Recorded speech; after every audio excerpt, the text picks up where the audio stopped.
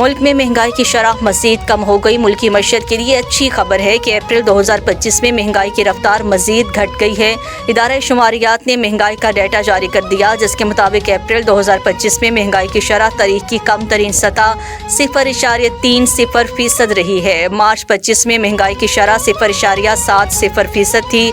रवा माली साल के 10 माह में महंगाई की औसत शरह 4.73 गिर गई है, जबकि गुज़श्ता माली साल में 10 माह में महंगाई की औसत शरह 25.97% थी। एक साल में महंगाई की औसत शरह 21.24% की कमी हो चुकी है।